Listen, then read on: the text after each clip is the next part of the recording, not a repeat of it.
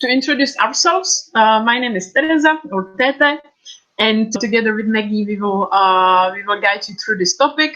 And we are just interested in the topic of media literacy. As you guys mentioned, it's very current and important one, and we might have some nice knowledge and experience to share with you.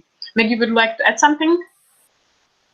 Sure. As you can see on the picture, we've been cooperating with Tata more than once. And yes, we both enjoy giving our knowledge to you, to ESN, to anyone who is interested in it pretty much. And if you would want to approach us as trainers later on, feel free. And we can also give you tips how to continue as a trainer, for example, in ESN. Thank you. And what are the goals of this session? It's to bring this topic closer to the members and to open it in ESN, because we don't talk about it very much. And yes, as we mentioned, is a current topic in these times regarding the pandemic situation, and also international students, exchange mobilities, etc. And yes, also there are elections approaching, and people are using the tool of information and this kind of media to maybe influence some people. We also want to make you think about evaluating information and hopefully open some new horizons for you. There is one question for you to have in mind, and this question is: what is your role in relation to this topic, the topic of media literacy and information? And what can you actually do about it after this session? So if you want, just write this question down, and you can think about this throughout the session, and we will get back to it hopefully at the end. I also would like to mention that this session is happening because of grant support that we gained thanks to the educational program of the Academy of Media Literacy. And it's also supported by the organizations HiveMind, Združení VIA, and TechSoup Europe. So we are really grateful to have this opportunity. And we can directly jump in the topic, and I will again switch to the meeting, because I think that there has been someone else joining. Yes, Lisa. Cool. And now I would like you to think about this question. What kind of information sources do you know? Just write in the chat. We will give you a couple of minutes to think about it and use the chat to answer the question. What kind of information sources do you know? Okay, perfect. We already have first answers. People, internet, TV. Yes. What else comes to your mind? What do you, where do you get the information? Where can you, media? Yes, social media, Google. Mm-hmm. Newspaper, online. Yes. Radio. Yeah. YouTube. Also good. Instagram. Yeah. Of Dominic Ferry, I see. Yeah. Instagram profiles. Yes.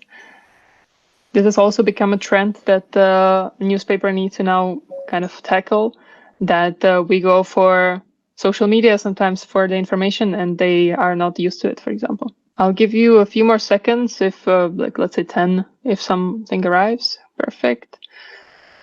Online, offline, these days, I usually inform myself through Instagram of Dominic Ferry or Seznam Správy. Yep. Perfect. I think that you can jump to the next slide. Thank you.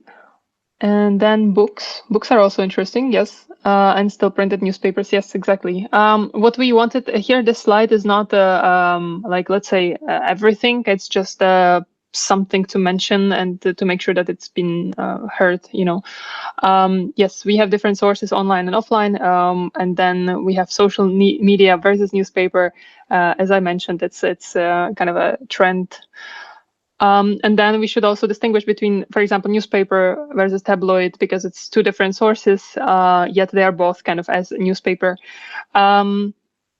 And then to distinguish also with the information sources between, let's say, popular science, so scientific kind of magazines, for example.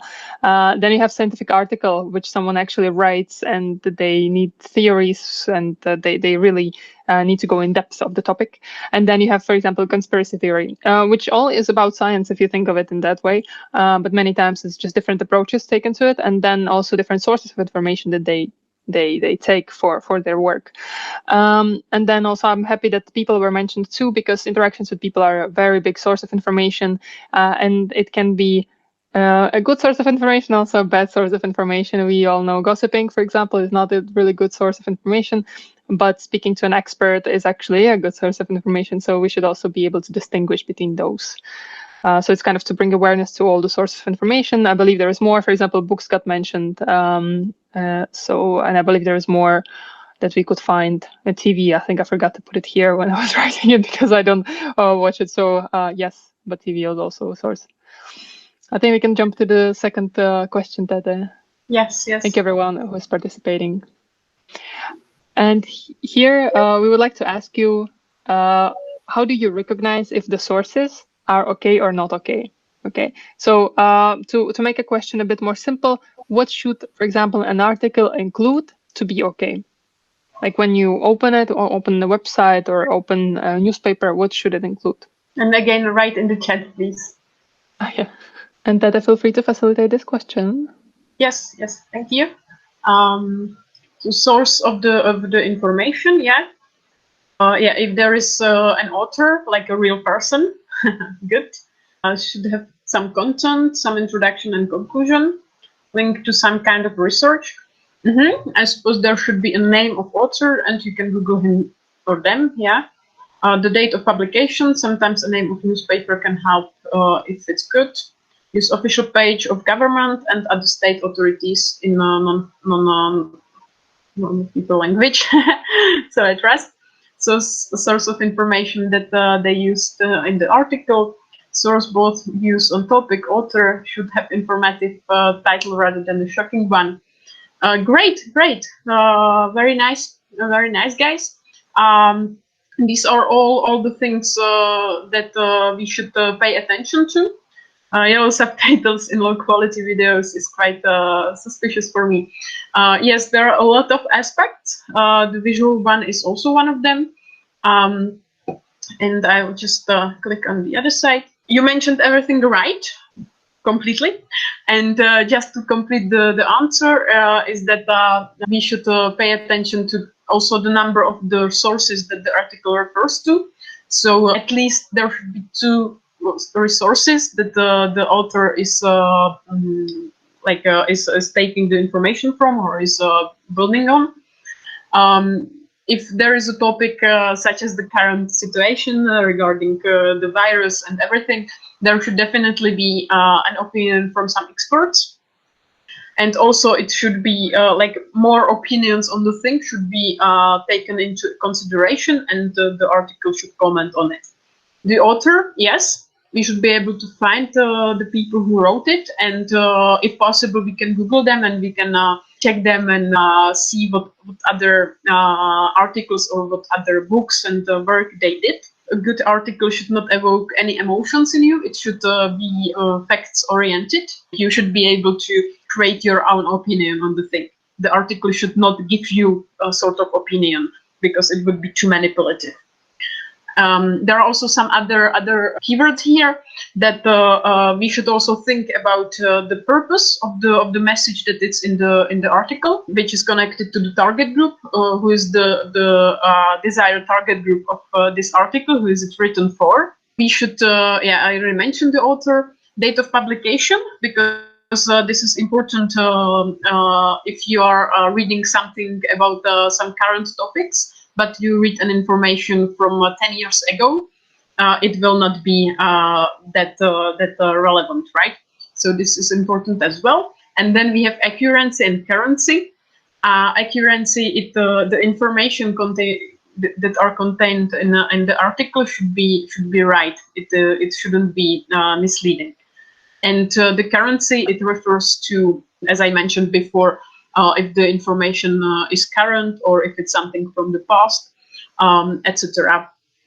And all these things can be applied in the nowadays situations, in the newspapers articles, whether you are reading something because you want to orient yourself in the scene of politics, etc. And it can also be applied in if you are writing some academic work or a bachelor thesis or master thesis. These are also things that you can use for evaluating academic resources. So both of them. And now we would like to give a bit more space to you and do some interactive things.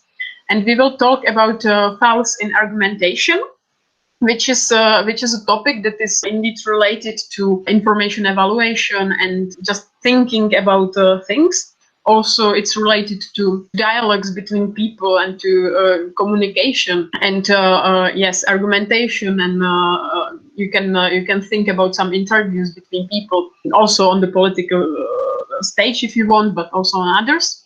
And the fouls in argumentation is a really big topic. I will just shortly introduce what we will talk about, and then I will tell you what we would like you to do.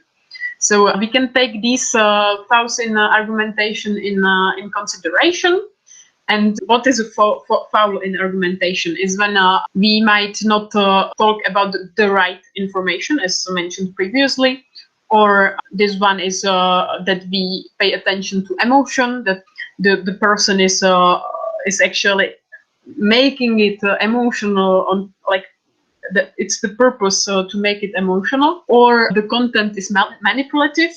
We can see this a lot in the articles or newspapers, if you think about it. Another one is a foul that focuses on attacking actually the other part, and again of pushing you somewhere that the person feels maybe a bit afraid, and it has an effect on how the other person will start reacting, because we start thinking differently when we feel a certain attack or emotions that are being pushed on us. Then these two are connected to wrong causes of the information and wrong conclusions. So we can actually build an article or an information on a wrong cause, and then obviously it leads us to wrong conclusions, and again we are somewhere else. And yeah, I hope that it's clear. And this one is a foul that focuses on the message, on the understanding, and it's quite hard for me to explain, but you can then discover it yourself. But the content is written in a way that you actually think about it in the wrong way. So this was briefly the intro to this, and we will now ask you to actually go to this website, which speaks about the argumentation, the fouls in argumentation, way more in details. And your task will be to choose one foul in argumentation and to read something about it. Because if you once you will open one of them, you will see more information about it. So you can just go through it, read something, and think about it. And we will then get back to it, and we will have a chance to share your thoughts on it. The website is only in Czech, so for the non-Czech speaking people, we would like to encourage you to use sort of translator. We hope that it will not be such a big issue. Or then you will of course be able to join the discussion and listen to the other people that will actually make a conclusion of what they read about. You guys can go to the website and read quickly about one of the fouls, and then we will get back to it and have a chance to discuss. All right, so I will start talking again. I hope that you had a chance to go through one of them, and we have prepared a couple of questions now for you. Think about the foul that you read about, and you can share with us if it's something new for you, if it was the first time that you actually had the chance to think about it the way as it is described on the website, or if it's something that you already knew. And then you can also describe a situation that you connect the file that you read about. So think about these questions, please. Is there someone who maybe would like to share their thoughts on the file that they chose? Yeah, I can. Hi, it's Tamara from ESMCZU. You cannot see me because my internet is kind of weird, but well. I chose manipulativní obsah, like the content is not valid, and I didn't know all of them. I went quite through all the websites, so it's a really nice source, and I will study definitely more. I chose manipulativní obsah because when you said like this kind of false and like problems, I remembered like affair with the Trump when there was election. Basically, like all the information he put was either like misleading, falešná stopa, sorry, or like the dramatizace or blaming the opposition. And Twitter and everything, they deleted his account, and that statement it's like misleading information. So I kind of find it like weird that it's president, it was Trump, of course. It's like we can think what we can think, but it's still like he was like the government and president, and he still Twitter like stopped his because it was obviously misleading. So that's what I remember when I say like this kind of false. Yeah, very nice. Thank you for sharing. And we have Petya who's raising her hand. So Petya, go on. Yeah, hi, hello. I'm trying to be really active on like Facebook and discussing and educating people on Facebook. And it was like this year because of the corona and earlier when we had like the parliament elections. And funny thing, I got this false on Secret Santa from my friend. He got it printed and laminated, so I knew this before. But when I was reading the attacks, I think I have experienced like all of them in the communication on Facebook. So, but it's like, it's not new, but I couldn't like name it like it is here. So it's good to read it and to think about it. It taught me something. So it's really good source. Thank you for that.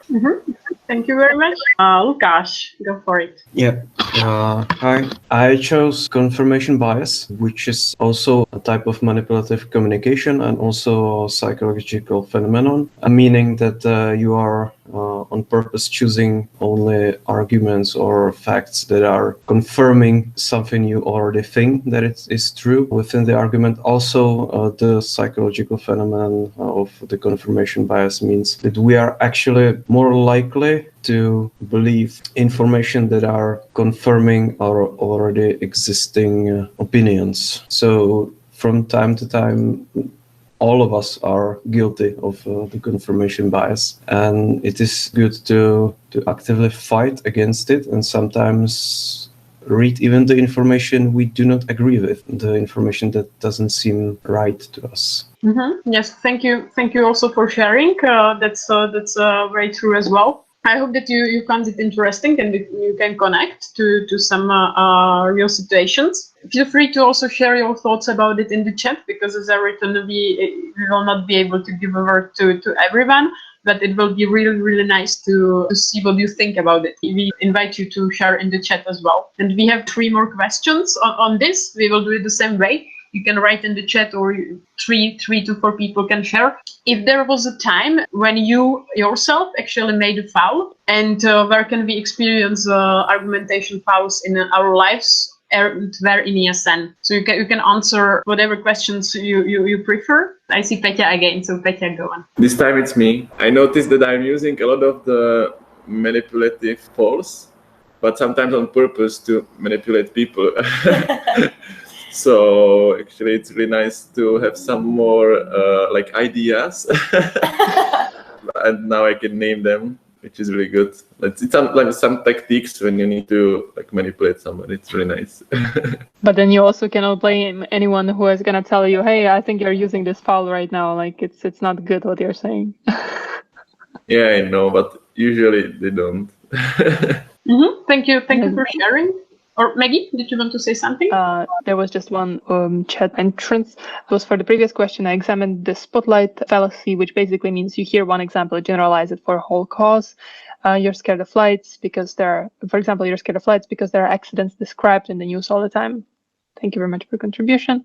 And I'm going to read the next one as well. Concerning the first question, I choose the manipulative content because I'm kind of familiar with it.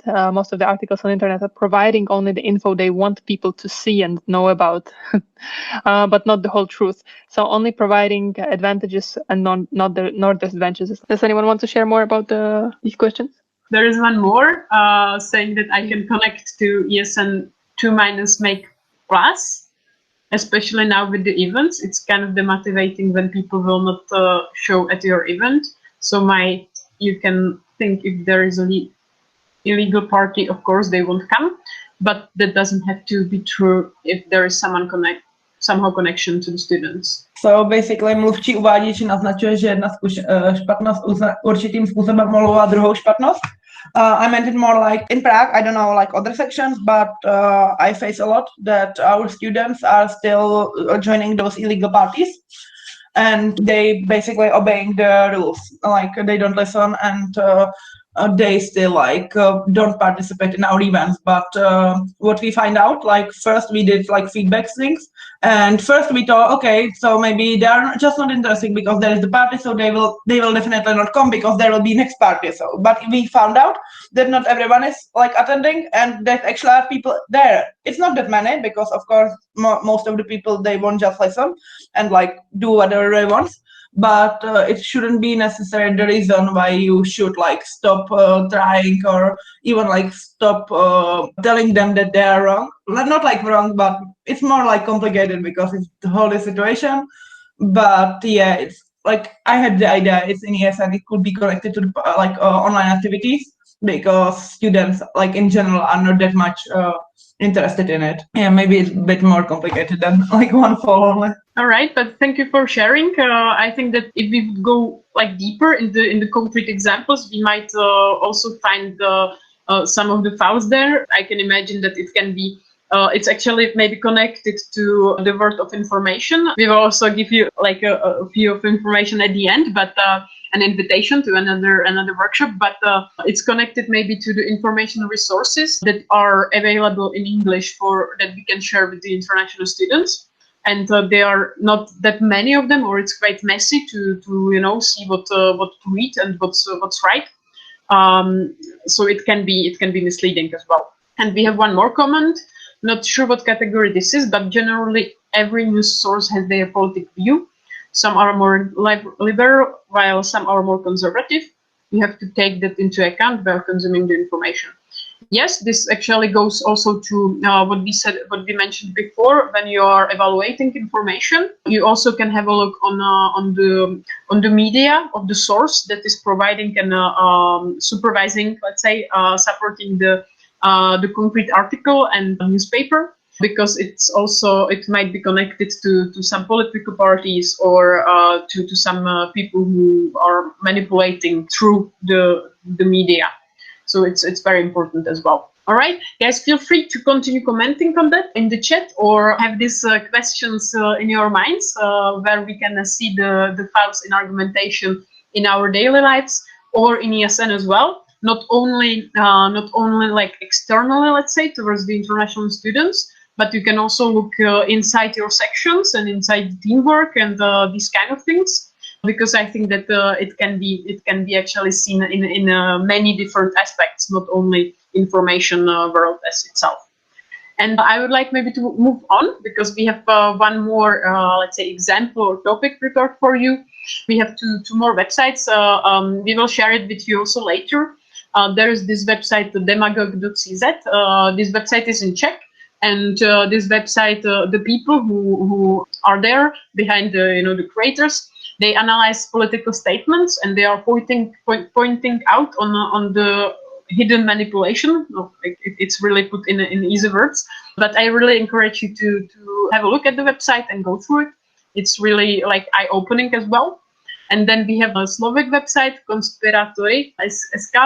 It's both in Slovak and English, so you can also have a look at it. And this website provides you with a list of websites that are doubtful, that are considered as not like that you cannot trust them. They are not saying that it's like you can disagree with them, But according to their beliefs and how they work, these websites are not the best. And now I would like to give the words to Maggie, and she will share with you more information on a related topic. Perfect, thank you. So here are some examples. I would say you can take a screenshot of this and then check some of them later on, because for me, seeing these websites, I didn't even know they existed pretty much until I started to dig into it. And this list also comes from one of the experts in the topic, from Katka, I think, that we had on the workshop on Wednesday. So there is many examples of this information there, and you can find many faults there. And also we should remember that there are many people on Facebook, for example, who just want to disinform. And there is hundreds on email and hundreds in stores, bus stops, or pubs. When you encounter them, we spoke about it yesterday with Tete, that when you encounter, for example, people on Facebook that are disinforming others, what might be the best, but not the easiest, honestly, is to let it be and not to put your attention to it. Because then you also, by commenting, you will raise the rank of the post, and it will be shown to more people. So you theoretically you want it to be seen less. So the best thing you can do is ignore it, and then better you can comment on the good source, and then allow that source to be seen by more people. That will work better. So it's just, as I said, it might not be the easiest. Okay, we can go on. Thank you. We checked the websites yesterday, and we were thinking of what to show you, the real thing, let's say the real story. We found this one. I'm going to send it to you in the chat, so you don't need to rewrite it. When you're opening the first one, I suggest you open it at least in the incognito, so it's not going to be in your history pretty much. But Tete, can we open with your computer the first one? Because I want to showcase. Okay, this is what you will see when you open the first one. So this is how it looks like if you open it, you can see the picture is very like, the Putin is very like, oh my God, yes. Then the title is very emotional, okay, because it can trigger some emotions. You can already see it. And then it speaks about how Putin was speaking in the World Economic Forum, the WEF, and he said to other people something. But if you scroll through the whole thing, you will not find source, like you will not see the pure citation of what he said. You cannot link it. The author, it speaks about stuff, but there is no connection to that. Okay, there are two quotes, but they're not with the source. Okay, there is no like, okay, but where can I see it? Their background. Let's go up, and then if you click on this link, which is the only link available, another page will be opened. And it's the page where if you look at it, it's a translation from English. So that Czech one is a translation from English of this one, and it's exactly the same. There might be some truth stuff. For example, that Putin didn't speak on this forum for like 9 years. I checked it with another source. I think it was true. But other than that, it again doesn't speak about much. And if you scroll down, again, this is the quote. And then it also says, this piece is original for Daily Liberty News. I checked the whole Daily Liberty News yesterday. If we can open it, please. And there is nothing. The article doesn't exist there. There is about 30 articles on this page, and there is nothing about that. Could not myself find it in the censorship or current affairs or corruption either. And then you can see how many comments it has, which is kind of sad, on how many people it reached and how they agree with each other. And I think we can go back up. Yeah. So this is one way, okay? And look at also on the picture, the choosing of the picture. And then let's click on another article. I found a similar cause, or the same thing. He spoke on the World Forum. So this is the picture that Time has chosen to showcase Putin. You can also see there is like, even by the picture, you can see there is different connotation to the article. And the title says, if we can check, it was just Putin warns big tech poses a threat to legitimate democratic institutions. Okay. Also, if you check how the link to the website is, so it has Putin Davos agenda speech, which is also very like regular. But in the previous one, it has big reset. Putin told allies that blah, blah, blah, not so fast, that kind of stuff. And here it's just like a speech. It speaks completely differently. Check it out later on because it's more informative. It doesn't trigger much emotion, which is a bit kind of, it doesn't trigger emotion. So it might be more boring to read. So people might choose the other one because it's more exciting to read. But it's good to remember that you should not read because of dopamine. Your brain wants dopamine, but it's okay to read boring stuff because then it gives you more information actually. So yeah, this is an example. Okay, yes, there's comments. Also, the page asked me for a donation within 5 seconds after visiting. Yes, and then this, by the way, how is possible that people are more and more believing in this? I have around me a few people who I found really intelligent. They are architects or doctors in the business, yet they share misleading sources and believe in 5G chemtrails, and that pandemic is false. Like how it is possible? I'm asking myself the same. I think we can close the articles for now. Teres, I think we can. Can I make a quick comment? Of course. It's to the pictures, to the images. You can also see here that there is some information under the photo, under the picture, and it also refers somehow to the source of the picture.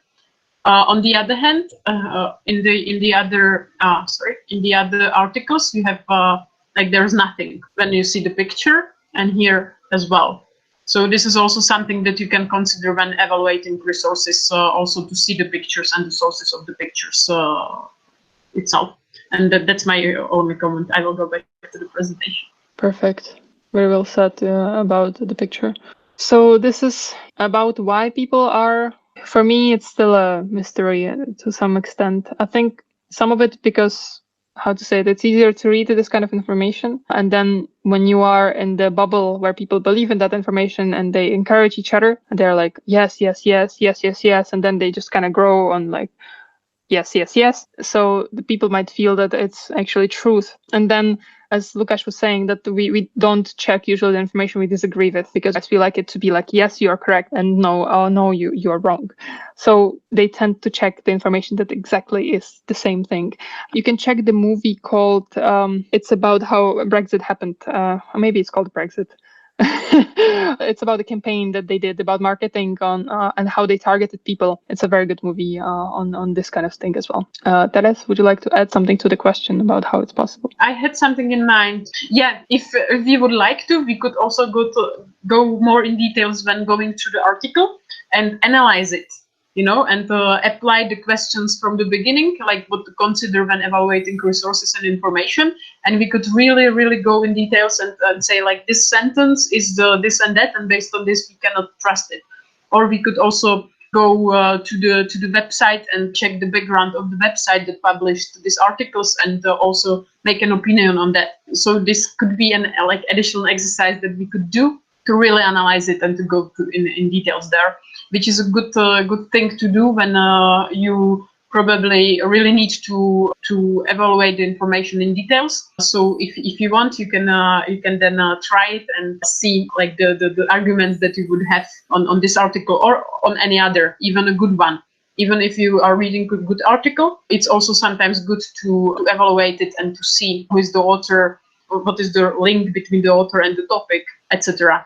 So this is just what I wanted to mention, and that's it. Yeah, Petya is mentioning the social dilemma, and also as Maggie was commenting on the comments under the article, the term of social bubble, let's say, came in my mind, that we are gathering people around with the same mindset, and sometimes it can actually be not that healthy, because the people around think in the very same way as us, so it doesn't allow us to see things from different perspectives. So the people who are living in the world of disinformation are usually surrounded by people who also trust this disinformation and misleading information. And they are, you know, it's just building on one information on another. So it's not possible to get out. So this is also important to realize. And there is a hand raised. Yes, I would like just to ask about the pictures, because it sounds interesting to me. Do you think I should always put attention if the picture is from some agency of information, for example, or if it's from some web like Get Images, and if it's from Get Images that it is wrong, or it's just, I don't know. Mm-hmm.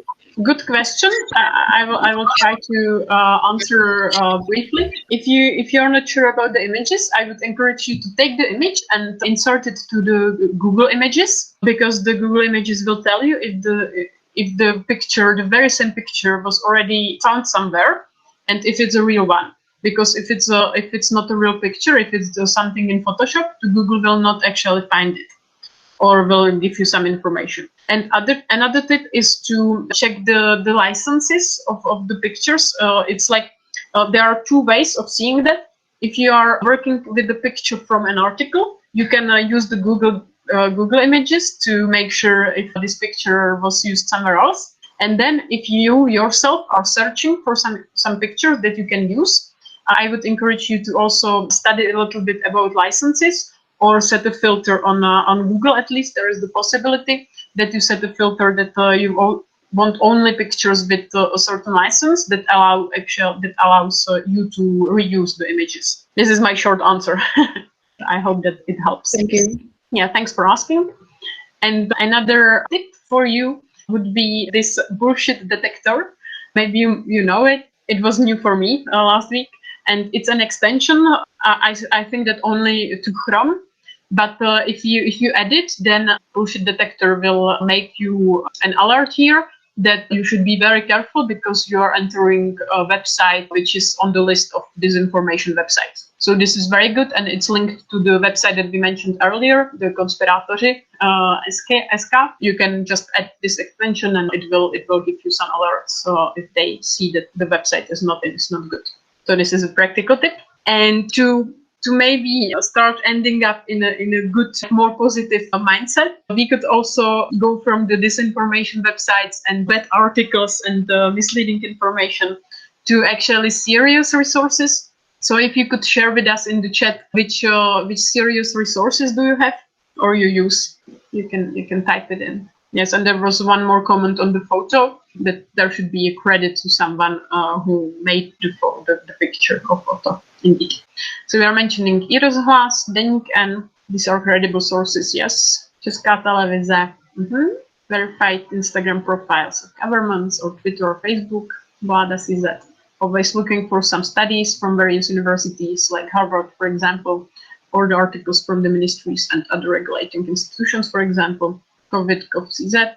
Yeah, thank you for all the comments. Yes, it's also what Zuzka says is also important to verify some studies or some scientific work as well. Based it depends what information you search for.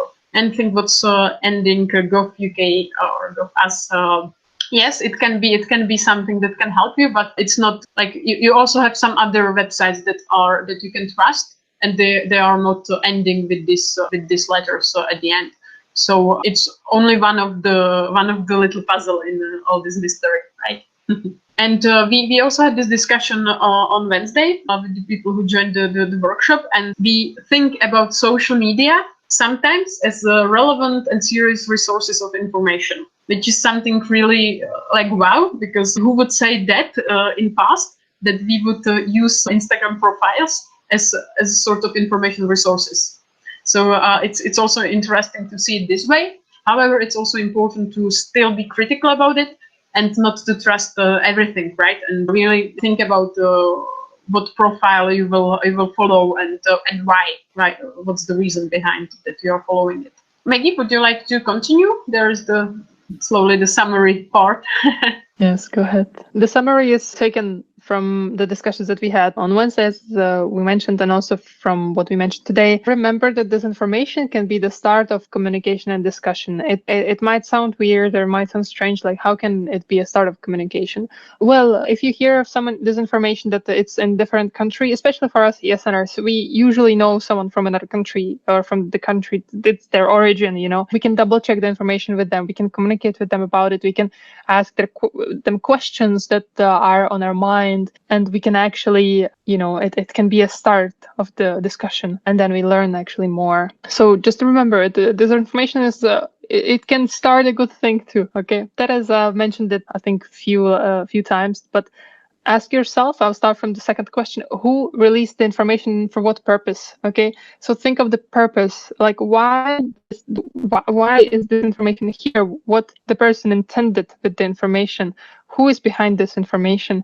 And why do I see exactly these ads? It might be the confirmation bias. It might be like, yes, I'm confirming your beliefs, I'm confirming your thoughts. Just think about it. Is it because it's confirming, or it's because it wants to trigger some emotion in you? Why do you see the ads? And think of where is this coming from? Okay, what have you done that you see this information now? And then it's okay not to have an opinion on every topic. Before, it was regular that we had opinion on a lot of things. But now, since we can go in depth on so many different levels and so many different topics. It's okay not to have an opinion sometimes, because if you ask me what I think of use of paper on the receipts, I would not know. I would need to learn more about it before I can present you something. So I currently don't have an opinion about it, and that's okay. So be okay if someone triggers you to have an opinion and that you need to have an opinion, to say, I don't have it yet. We can speak about it later on if you want, and such. Okay. And then a quick summary of the good source of information, that they should have preferably more than 2 sources. They should have experts involved in the topic. Also, all parties that where, let's say, if there was an argument and the article is describing the argumentation, both parties should be mentioned and quoted, for example. Then the author should be clearly stated, and it should not evoke emotions or contain an opinion. So, in other words, it should be boring to some extent. Yeah, I think we can move on. Media literacy and overall work with information is a lifestyle. It's not only how you work with it with the newspaper article, but also how you work with it when someone approaches you and asks you for gossip on someone, or someone provides you gossip on someone else. And it's up to you how you treat that information. If you have a coherent way of approaching information, then it becomes your lifestyle. You are going to ask a person, okay, how did you get to know this? Where is the truth? And you will know how to work with that, and you will know what to trust and what not to. And it will become your reality. You're going to question many more things, and you're going to be okay with many more situations. So it's just thinking that it's a lifestyle in the section, in leading the section, and also when we provide information towards international students, how we work with that previous information, how we provide it, do we source it, do we not, etc. Teres, would you like to add something to it? No, I think I'm fine. We have one more question for you. I think that we can just move to it. And it is the question from the very beginning. What is your role in relation to the topic of media literacy and information war? And what can you do about it after this session? It was really quick, like we went through it quickly. But if you can think about one idea that just you have on mind, please share it in the chat. It will be interesting for us to also see what, how you are thinking about this topic. So if you could please use the chat again, maybe the last time, and write to us what's your role in relation to that topic, or what you can do about it. I would like to thank you for this session because it was interesting.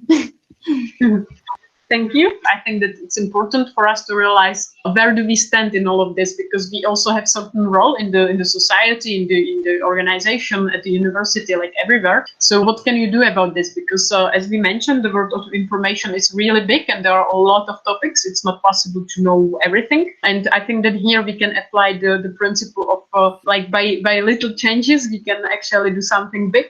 And I think that Maggie mentioned it somewhere in one of our other sessions, that we can think globally but act locally. And I think that this really is the key thought idea of this, because we can only influence people around us, right? As Zuzka says, it's really important topic. I think people should learn more about it. Yes, need to share it with my board to overcome some communication barrier. Very nice. Yes. Why not to open this topic within the board? And you can also bring what to do with it towards the international students, right? Or when you are preparing some materials for your activities, you can also maybe think a bit more critically about it. So feel free to think about this question and answer it in the chat. I will, in the meantime, slowly go to the next, last information that we wanted to share with you. If you would like, we will be very, very happy to welcome you on our next workshop on this topic, which will be on March 10th, the 10th of March. We will talk about, the webinar will be in Czech language, just for you to know. And we will talk about information resources in the Czech Republic that we can use to inform our international students about anything we need to. We will also discuss what information we need to give to the international students. And we will discuss about it, because I think that it's the core of it, to raise awareness and to talk about these topics. So we will be really happy if you can join us. Once I switch off the sharing the screen, I will also send a link to the registration form in the chat. It will be very appreciated if you fill it in, so we can send you the invitation then. But we will also share more information on Facebook, so don't worry. And we have more answers. What can I do? I can share the website with files with my surroundings. For example, my mom. Yes. I also had this, actually realized that some members of my family are actually, on the other side than me, and they trust the disinformation websites. And it's very, very difficult and hard to to think about how to tackle this topic within the family members, because it's really complicated.